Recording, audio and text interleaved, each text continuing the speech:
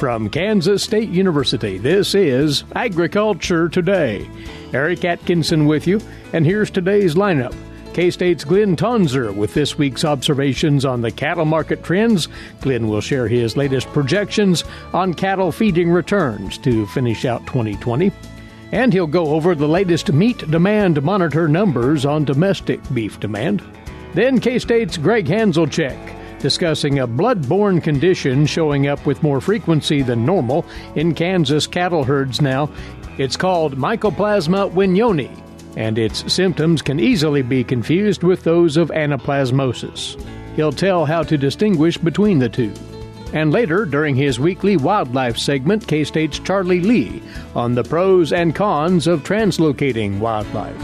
All that and more here on Agriculture Today. A social distancing tip. While the CDC urges you to avoid close contact, like hugging or shaking hands, there are other non-physical ways to say hello.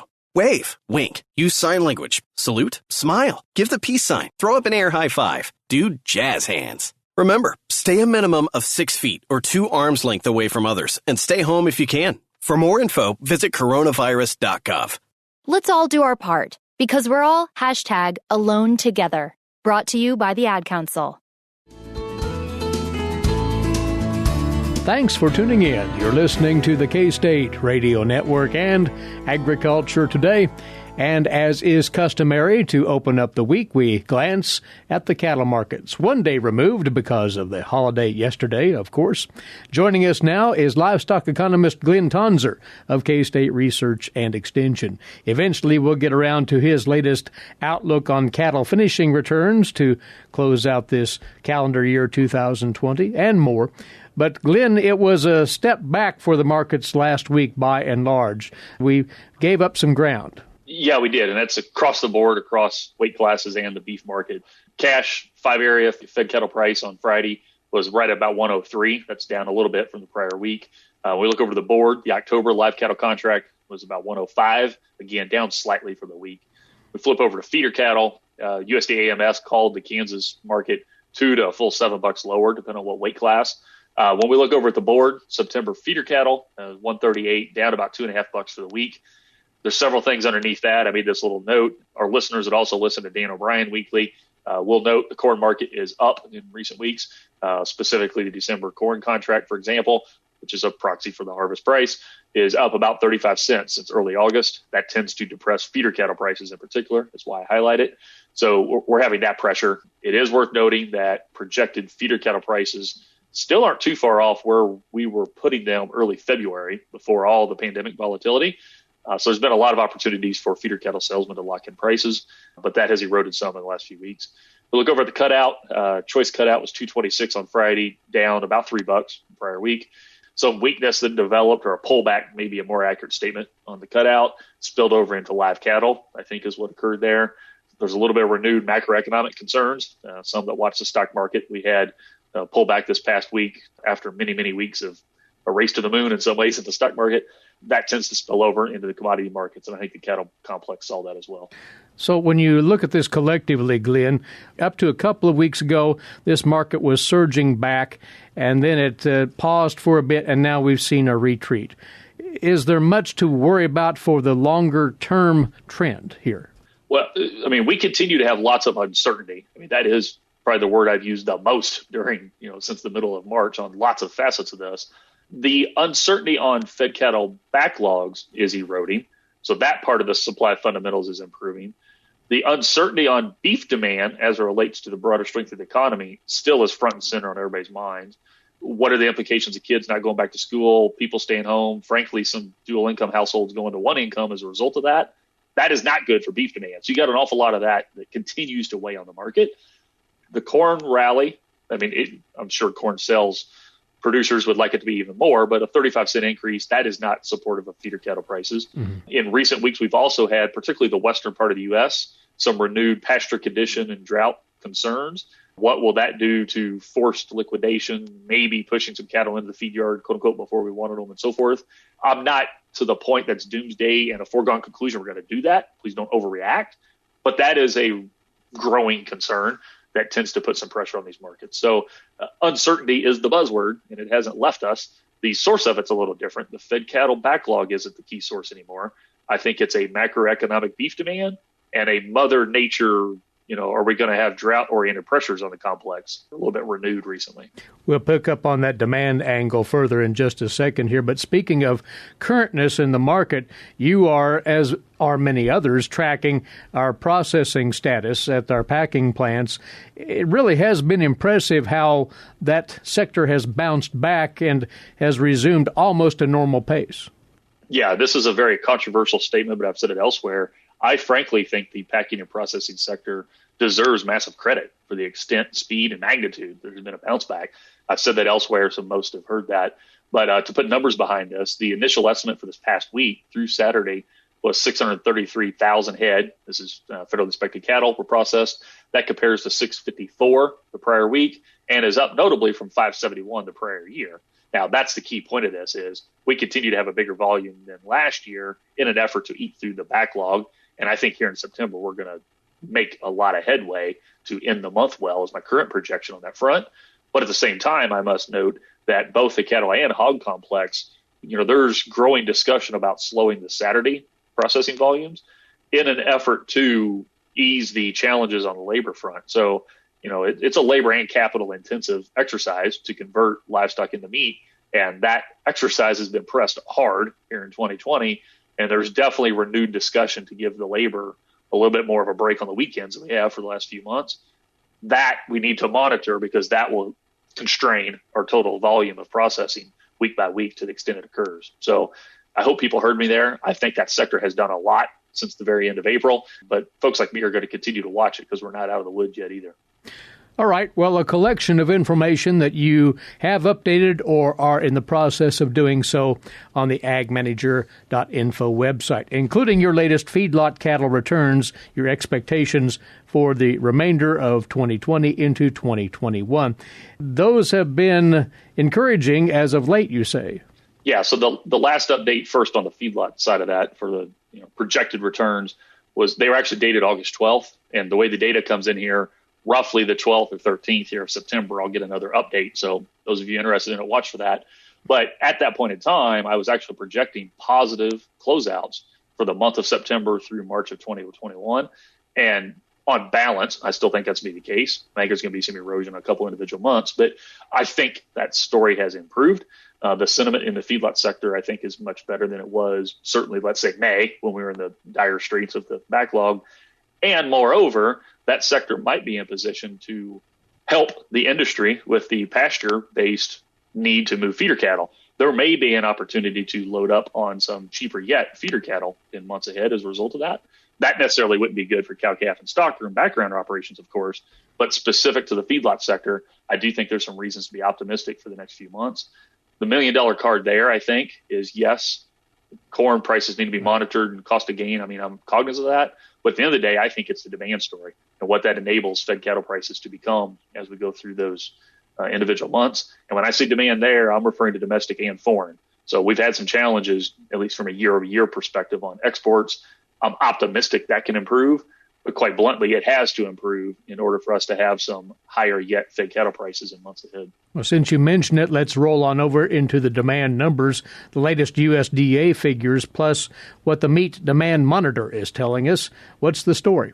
Yeah, so the USDA, a little bit more lag data domestically through June, beef demand was actually up 34% from the prior year. Now, we should not overreact to that because that's following up on a couple of months of notable down. So there's some whipsawing that's sort of unprecedented in this series. I anticipate those percentage changes to moderate in months to come. To make that point, pork was also up 18% year over year and chicken 10%. So June was a bounce back month, so to speak, when we use USDA posted prices and estimated per capita consumption volumes. Flip that over on the export front, again, using various USDA data for the month of June, beef was down 29% compared to the prior year. Pork was basically flat, down 1%. That's of note because pork had several months that were 20 to 50% up. So that had paused and chicken was down 2%. The export story in particular was in the months prior to that, we had an expensive US dollar. We certainly had logistical challenges in ports and we had logistical challenges in harvesting animals and producing products. And you needed a volume available in order to export. So that was certainly constraining let's say April, May, June period of these export statements. I'm optimistic going forward. We remain a major player, a major supplier of beef for the global market. And I'm trying to drive this point home in all these talks is we have to sustain that. So there's a word of political warning and the like that are embedded in that comment. But I look forward to seeing some improvement in that export demand index in months ahead. And that aforementioned meat demand monitor, which concentrates on domestic demand as well. A bit fresher information here. What's it saying? Yeah, so that project, as you said, it's a little fresher because it's based on ongoing surveying of U.S. residents. Half our insights are domestic retail and half are food service. Looking at that, August information was actually not optimistic. So 6 of the 8 meat products that I track every month there actually had lower retail demand or grocery store demand in August compared to July.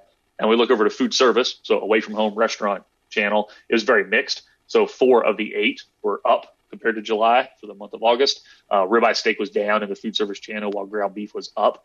Not massively, but nonetheless, directionally, it wasn't positive. Another nugget here that is timely and I think is important for some of the uncertainty in our general macroeconomic environment is in the August survey, I actually asked the respondents, did you receive a CARES Act payment? 85% say yes. That's consistent with other people that documented the vast majority did.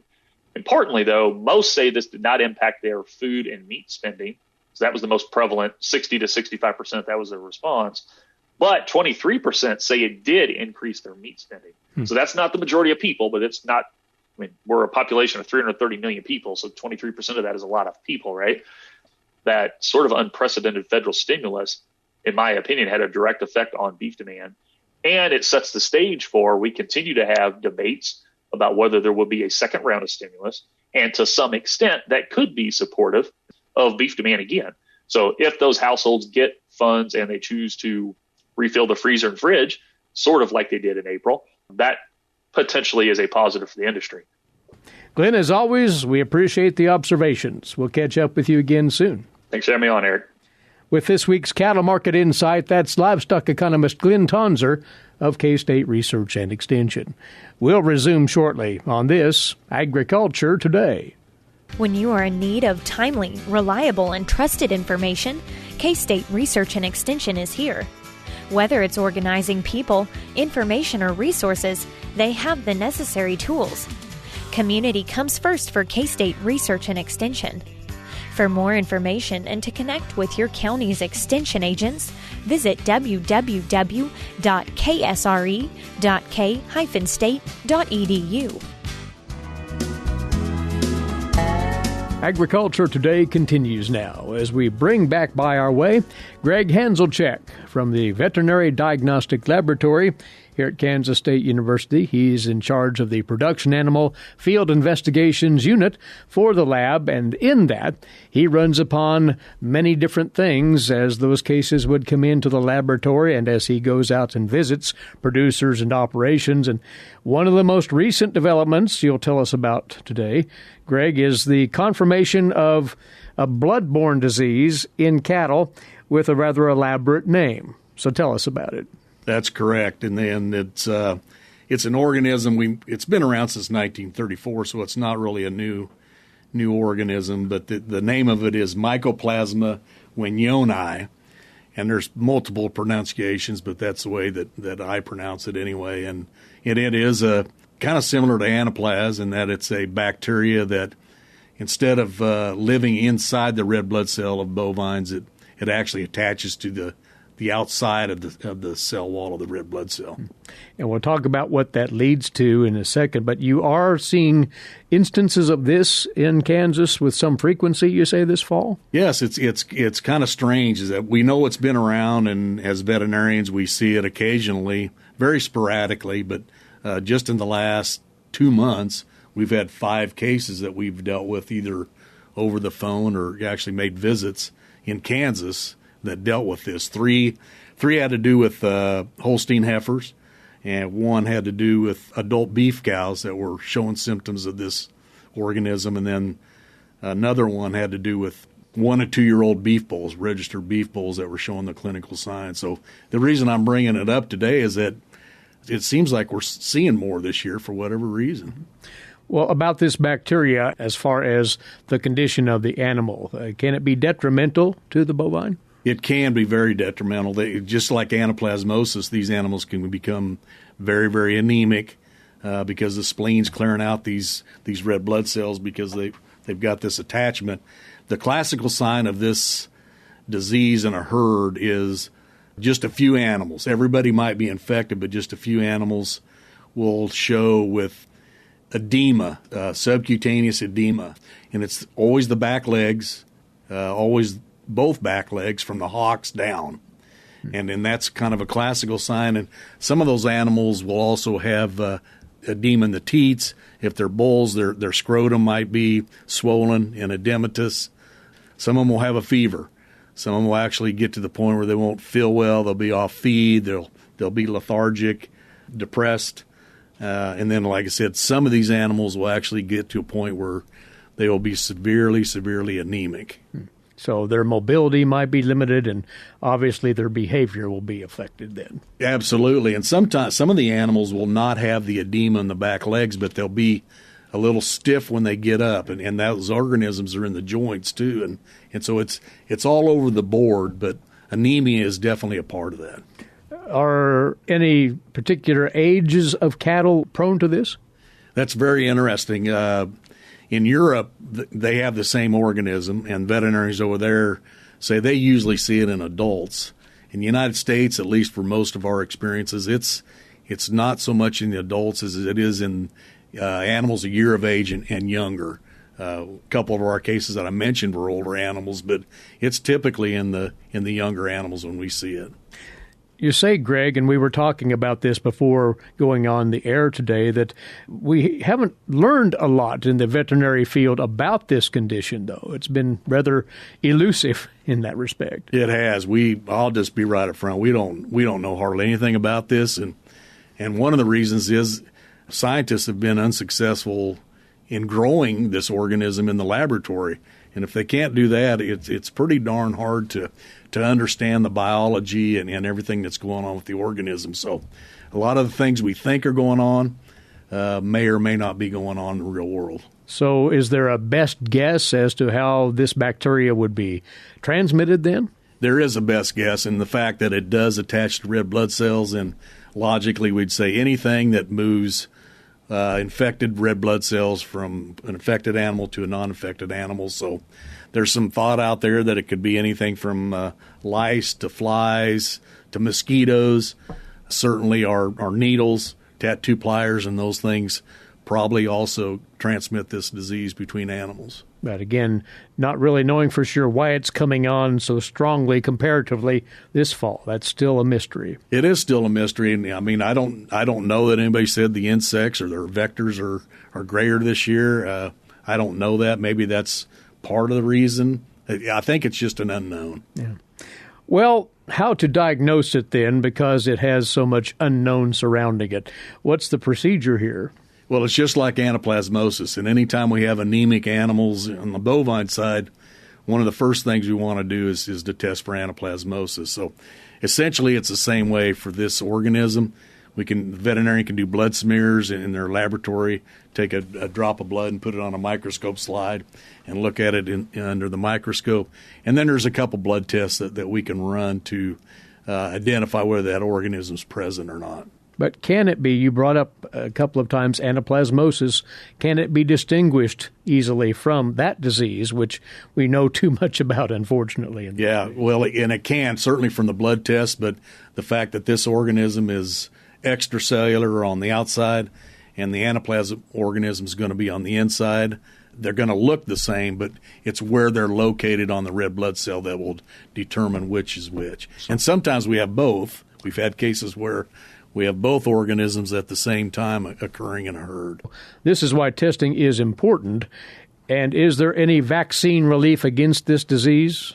There is no vaccine for this disease. We just don't know enough about it. And the fact that it's so sporadic, there's probably no reason to vaccinate animals for it. And when we get into treatments, we'll talk about there are some very, very effective treatments out there also. Well, let's get right to that. And what can be useful against this? You say, for one thing, sometimes the animal can get over it on their own. Absolutely. A lot of these animals they'll they'll recover on their own. We're assuming the immune system kicks in and takes care of the organism. But there are some antibiotics that are on the market that are extremely effective for at least eliminating the clinical signs. And we strongly recommend that these producers, first of all, make sure it's diagnosed by a veterinarian, because there's other diseases and like anaplasmosis that it could be. But use the veterinarian's advice. But there are some really effective antibiotics. And for this disease, everything's off-label. So in order to treat these animals, it's going to require a veterinarian's prescription anyway. But we are talking about commonplace treatments against this disease by and large. Absolutely, yes. Antibiotics that are routinely used by producers often. When cattle recover, they can move along without a beat. In other words, there are no long-term productivity issues, are there, Greg? Not that we know of. There is some literature out there that suggests that maybe bulls that go through this and have the edematous scrotum, they, at least for short term, there might be a fertility problem. But for other animals, like I said, we can sample whole herds, and we can find this organism in both animals showing clinical signs and animals not showing clinical signs. So, yeah, we just consider it, once they're over the disease, that they're still going to be carriers more than likely, but there's no long-term detrimental effects. Well, that's the good aspect of it. Once again, though, making sure that Mycoplasma Weynonii is what's going on there is key because of its similarity to anaplasmosis. You don't want to misdiagnose here and act the wrong direction one way or the other. Absolutely. They're dissimilar in some of the aspects of it, including clinical signs, but they're similar enough that, yeah, it's really important that we distinguish which disease that we're actually dealing with. And in that you've had a mild outbreak of this mycoplasma, you would like to hear at the laboratory from producers who may think this is going on out there? Absolutely, yeah. We'd like to hear producers and from veterinarians both that say, we've seen this clinical signs. We've seen that this summer and fall also. Absolutely. Yeah, so be sure to touch base with the Veterinary Diagnostic Laboratory, and you can go to their website, ksvdl.org, for contact information and to learn more about it. But what we've been talking about here is called Mycoplasma Weynonii. It's a blood-borne bacteria which can create a lethargic condition in cattle, some mobility issues as well. Be sure of what's happening out there, and a good consultation with your local practitioner can help you work through this health issue, if in fact it is confirmed in your cattle herds. As always, Greg, we appreciate the word. Thanks for coming over. Gregg Hanzlicek is from the Veterinary Diagnostic Laboratory here at K-State. Once more, he directs the Production Animal Field Investigations Unit with that lab. Again, you can reach Greg via the website, ksvdl.org. And this is Agriculture Today. We'll stand aside now for these next few moments, and when we return, today's agricultural news headlines, this week's edition of Milk Lines, and K-State wildlife specialist Charlie Lee. All still ahead here on the K-State Radio Network.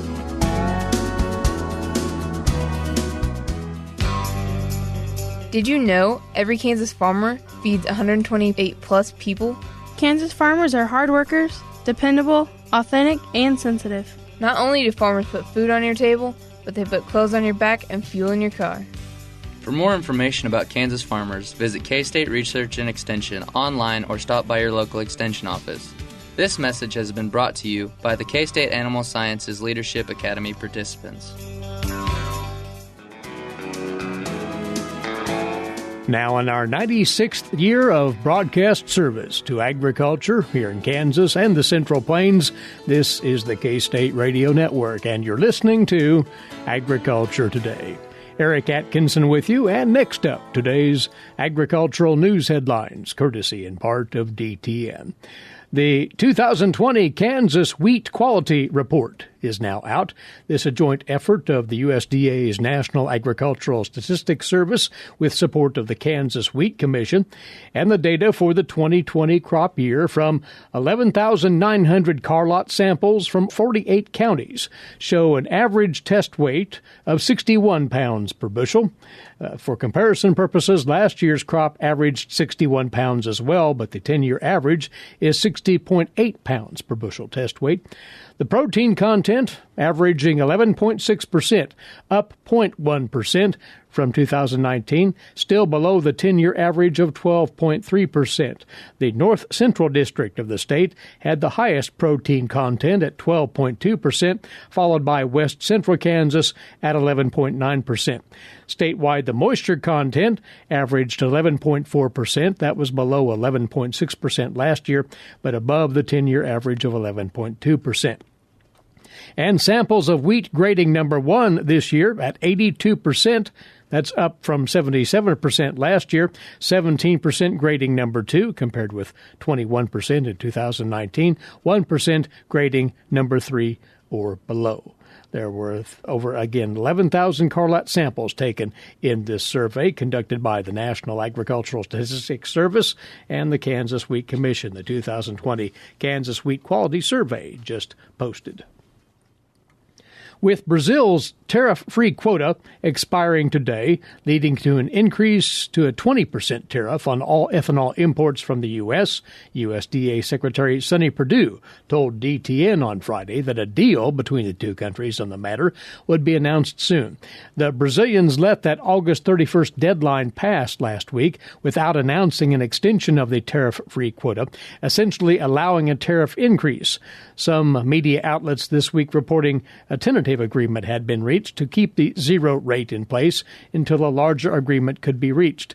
U.S. government data shows that ethanol exports slumped in July, dropping 38% since last July to just 74 million gallons, the lowest July total in 6 years. Trade barriers and the economic effect of COVID caused ethanol exports to fall by 9% compared to the same time period in 2019. U.S. ethanol exports to Brazil specifically dropping by about 33% from 18 to 19. The Renewable Fuels Association said those shipments continued to fall here in 2020, and U.S. producers have lost about 350 million gallons of demand for ethanol since late 2017, valued at about $400 million. Meantime, Secretary Perdue said he was encouraged to see China step up its purchases of agricultural commodities in recent weeks. In the Phase 1 trade agreement with the U.S., China agreed to purchase $36.6 billion in agricultural products for 2020. According to the American Farm Bureau Federation, China purchased about $8 billion of U.S. commodities from January to July. However, China is about 44% behind the pace it needs to meet its commitment. But they have the capacity to do it. It's a matter of will, in Perdue's words. And he said he senses a willingness to fulfill that commitment. The Secretary says he's in constant communication with U.S. Trade Representative Robert Lighthizer over whether these numbers are going to be met and what it's going to take to meet those goals. Next up for you on Agriculture Today, our regular Tuesday feature for you dairy producers. Milk Lines with K-State Dairy Specialist Mike Brook. Mike? Today I want to visit with our Kansas dairy producers concerning the naming of the 35th Kansas Dairy Leader. Kansas Dairy Leader is an award that has been recognized by our industry since 1952. And this year we're going to recognize George Blush as the 35th Kansas Dairy Leader. George has faithfully served the Department of Ag and mostly the dairy industry for his 36-year career. He started out as a dairy field inspector, so boots on the ground working with producers, and has continued his dedication to producers throughout his career.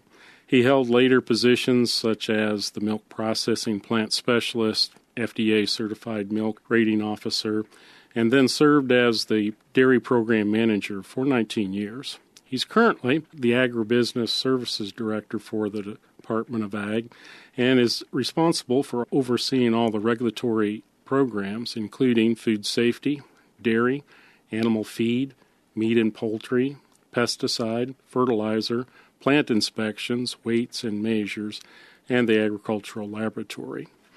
George has been a very dedicated servant to our dairy industry, working very hard with our producers across the state to solve issues and to make sure that we have a safe milk supply. His efforts have been recognized throughout the state as well as nationally.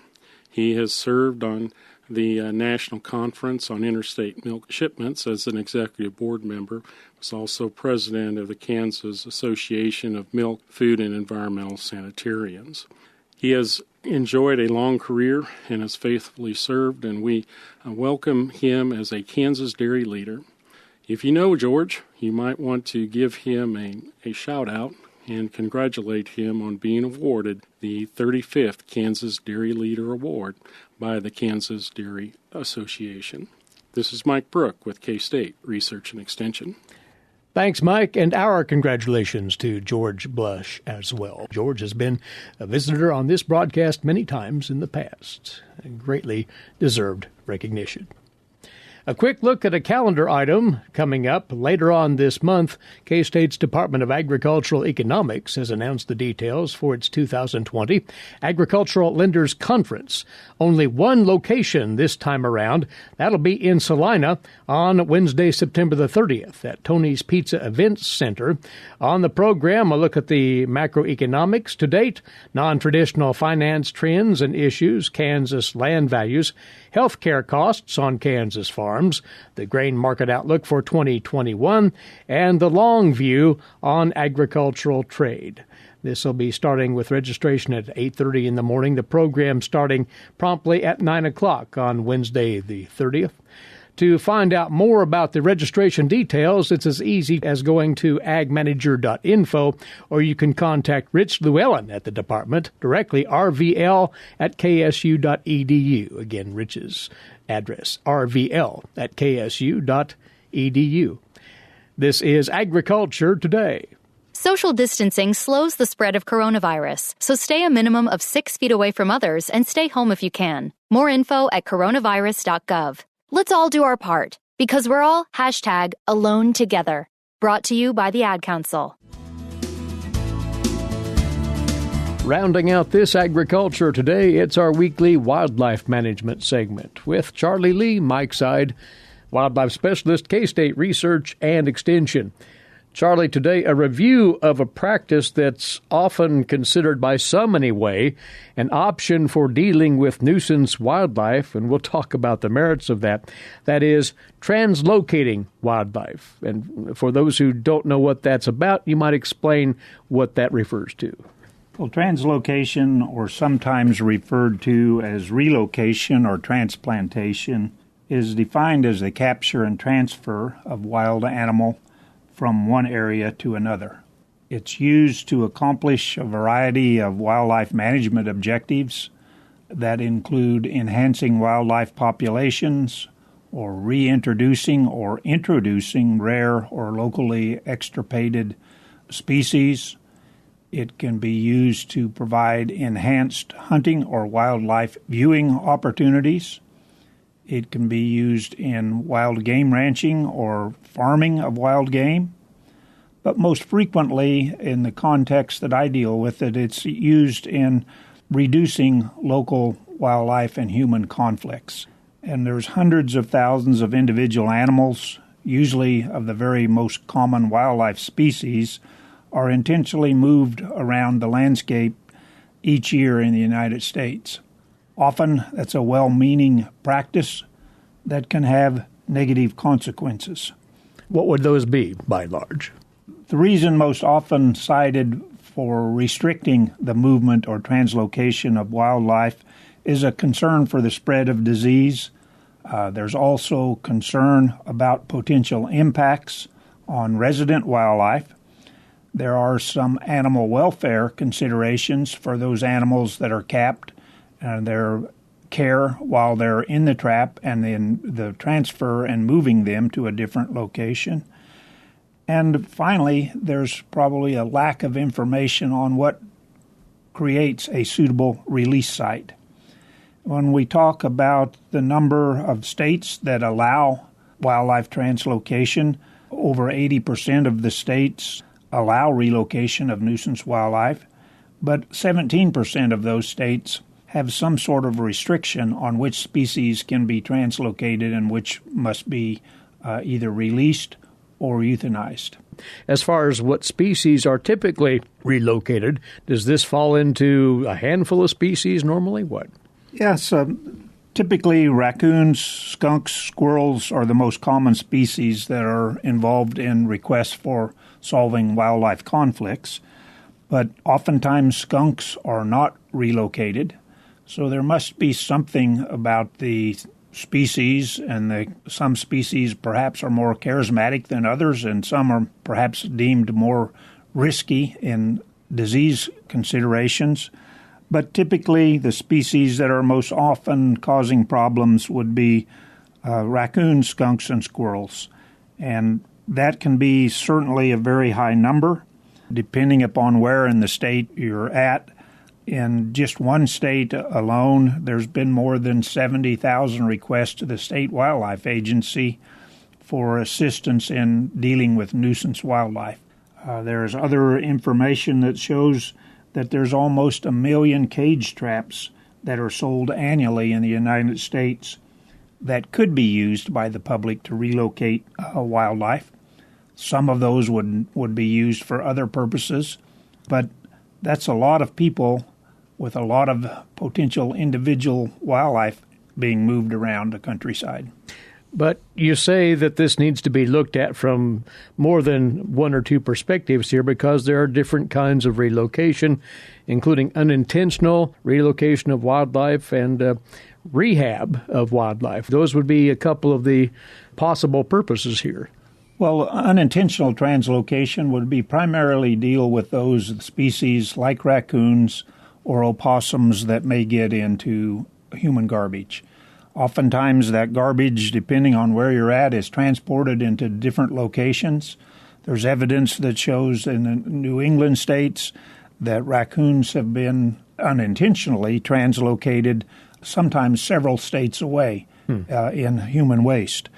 The translocation by wildlife rehabilitators, who are licensed volunteers that take care of sick, injured animals until they can be released back in the wild, that's purely, most often, is used as an educational program to teach appreciation for wildlife.